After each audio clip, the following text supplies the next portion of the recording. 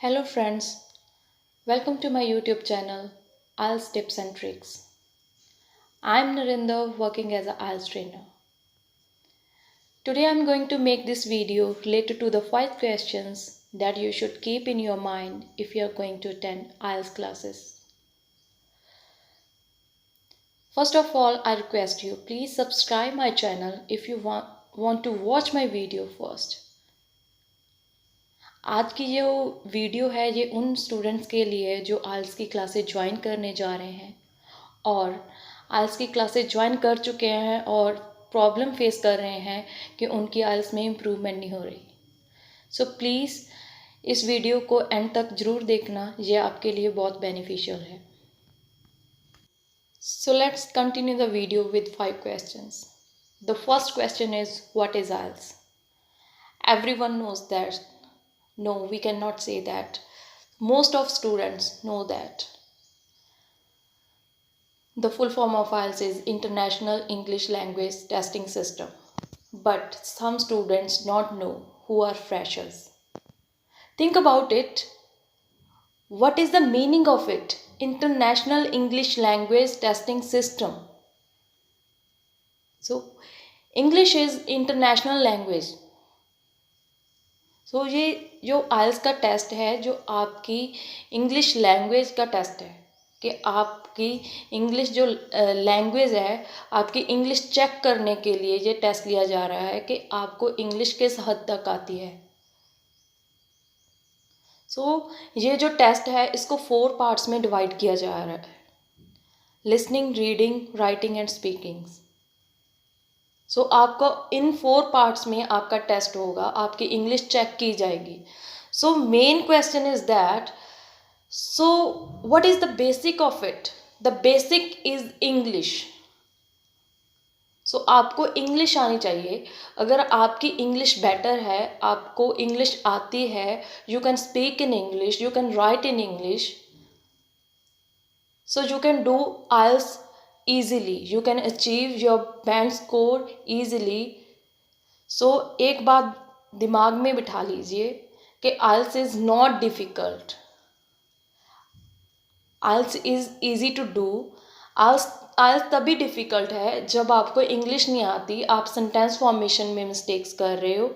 सो IELTS तभी difficult है। Next question, are you good in grammar?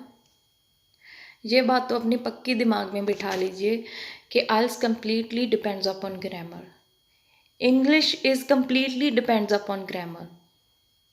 अगर आपको ग्रामर आती है, आप ग्रामर का अच्छे से यूज़ करते हो तो आपको इंग्लिश आती है, आप आइल्स कर सकते हो, बैंड स्कोर अच्छे से ले सकते हो।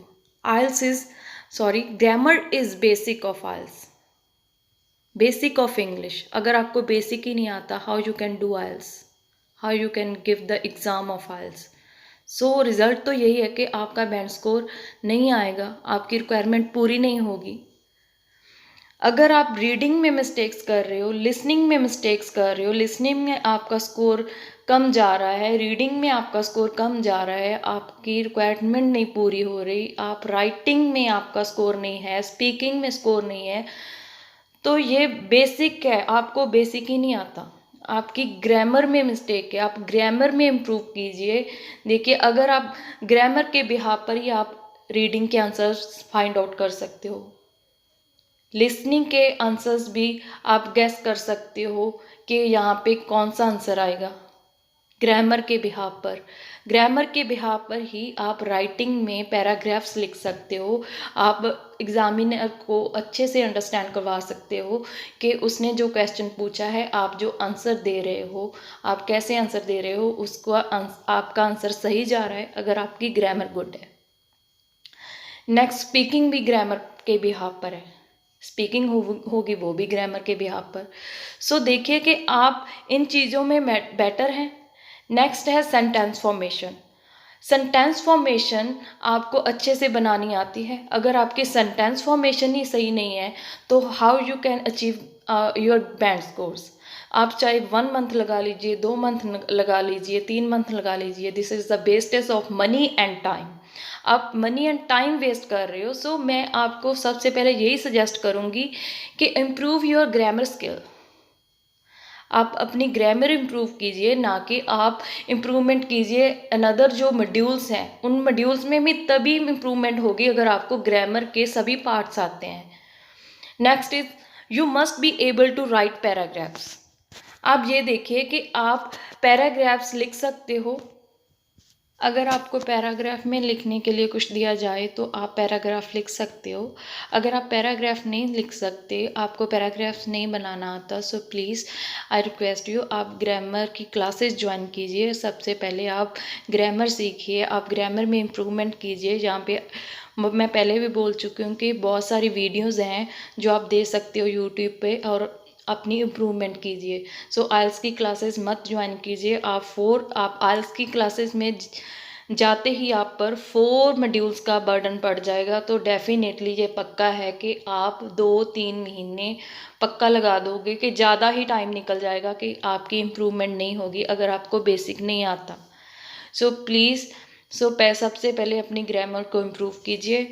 नेक्स्ट अपनी आइल्स की क्लासेस ज्वाइन कीजिए। So this is my guarantee कि आप विद इन अ मंथ अपनी अचीवमेंट कर लोगे, अपनी रिक्वायरमेंट पूरी कर लोगे। अगर आपको मेरी वीडियो अच्छी लगी सो प्लीज़ लाइक का बटन दबाना मत भूलिए।